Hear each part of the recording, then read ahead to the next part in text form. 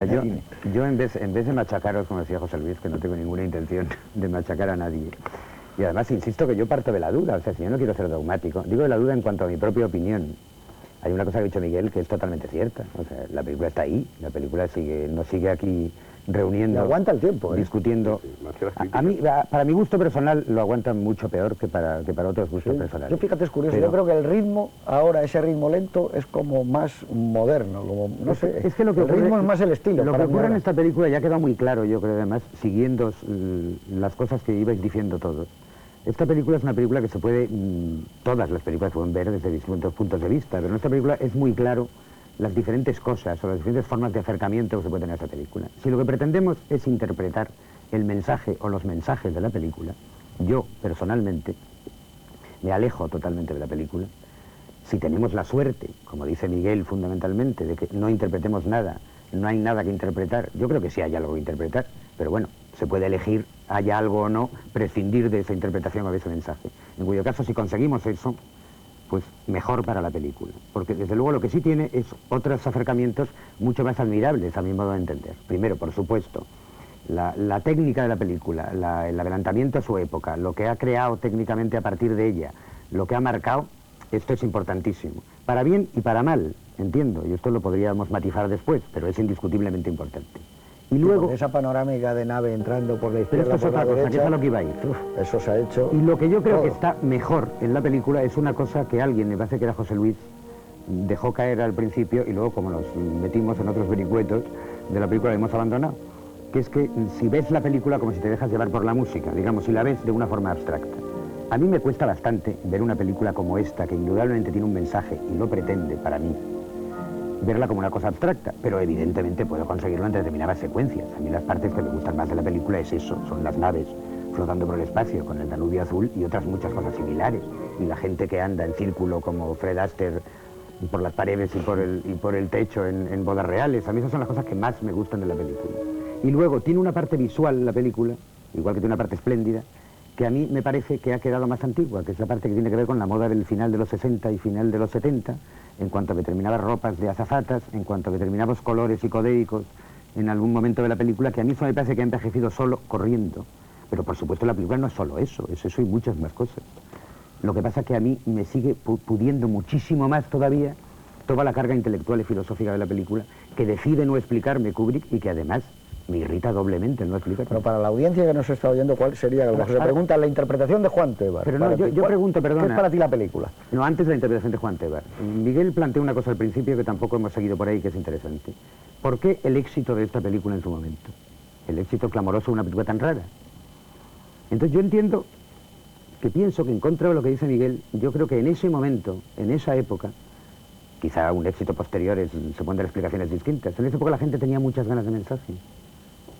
Y que a la gente lo que más le importaba de la película era estar discutiendo el grupo que tú decías, el grupo que estuvieras tú. Yo estuve en 80.000 grupos, a lo mejor la culpa la tienen esos grupos y no la película, la irritación que me ha producido a lo largo de los años, la interpretación filosófica de si el monolito era Dios o no era Dios, porque esto se dijo muchísimo, muchísimo. Vamos, se dice incluso el libro sobre la película hoy.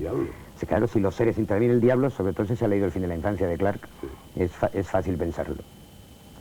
Pero quizá, a lo mejor lo que le gustaba también a la gente y le parecía frívolo reconocer, era una apariencia de la película, independientemente de esta interpretación, y a lo mejor es eso lo que arrastró a la gente. Pero a la gente no le gustaba la película, salían decepcionados el 90%, porque se encontraban con que no se les contaba nada, con que la película era muy lenta, pero era muy larga. A la gente esta película. Iban a verla porque también era una película en Cinerama, estábamos en los años 60, no lo sé, espectacular. Es que hay una cosa muy ambigua, de hoy, hay una cosa muy ambigua con el éxito. Es una película que obviamente tuvo resultados de taquilla muy buenos, pero lo cierto es que todo, el mundo iba a verla, pero no todo el mundo salía encantado de la película. Lo que pasa es que como no te devuelven, si no te gusta la película, el importe de la taquilla, pues si se convierte en un acontecimiento, en una película que se nota que es algo especial y muy esperado, es un éxito. A mí me recordaba más bien las reacciones como cuando la gente salía de Apocalypse Now, que era una película que la mitad de la gente le gustaba mucho y la otra mitad o más les parecía horrorosa, bien, ¿no? e incomprensible, está bien, siempre se dice.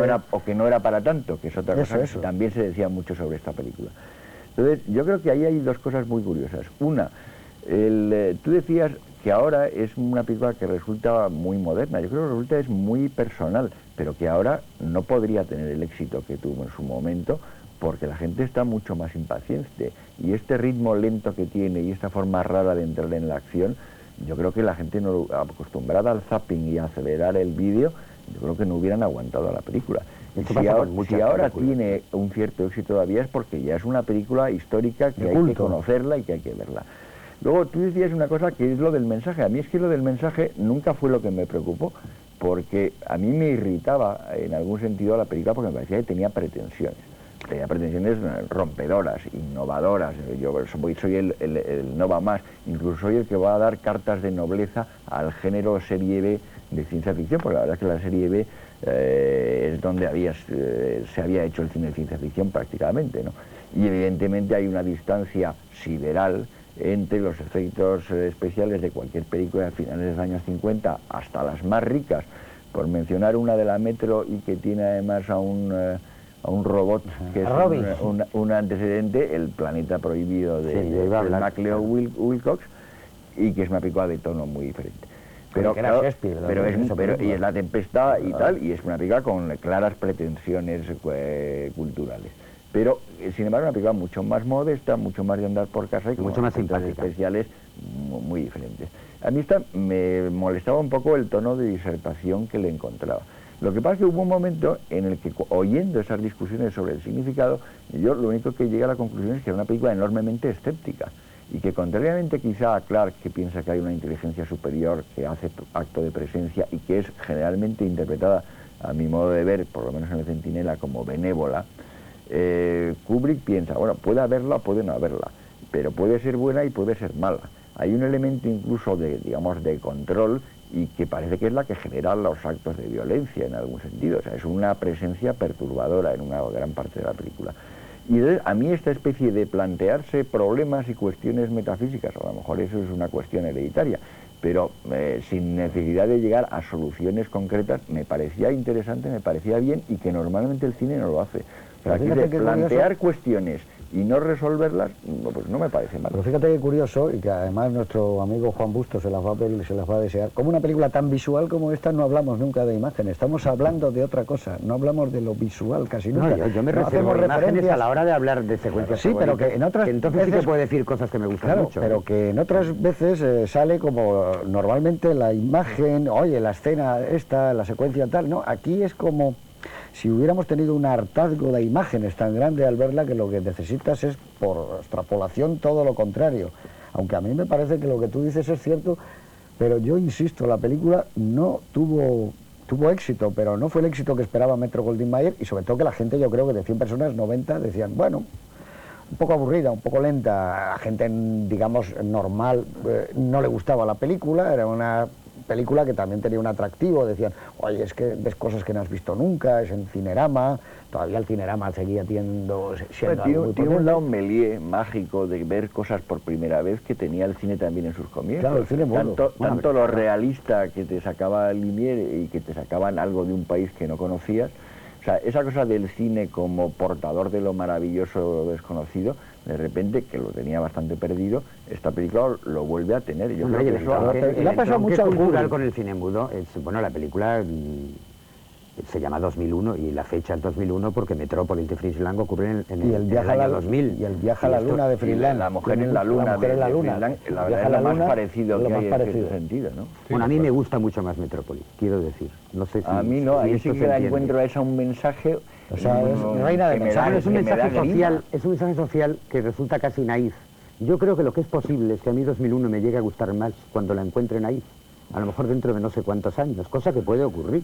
Sí, aunque se cuida bastante Kubrick, porque yo creo que no le gustaría nunca ser considerado naif. Pues a mí me gustaría más. Él tiene una tendencia a no querer que le tomen por ingenuo. Yo creo que siempre yo tengo una reserva con Kubrick. Cuando se habla de las series B anteriores, es que a mí me gusta más El planeta prohibido, y me gusta más Los ladrones de cuerpos, y me gusta más El pueblo de los malditos, y me gusta incluso más El planeta de los simios. Los ladrones de cuerpos ya estamos en otra historia. Por eso digo que me gusta más otro tipo de ciencia ficción. Bueno, si nos adentramos ahí podemos caer en una cosa muy peligrosa, porque yo soy un fan no del planeta de los simios, la parte primera, sino de la serie disparatada completamente de las 5 películas, dirigidas en general por auténticos hasta Long Taylor, malos directores, claro, pero que para mí forman una trama casi borgesiana imposible de recomponer temporalmente. O sea, yo me he molestado en ver las 5 películas seguidas y te vuelves absolutamente loco con los juegos que hay. Pero yo aquí tenía apuntado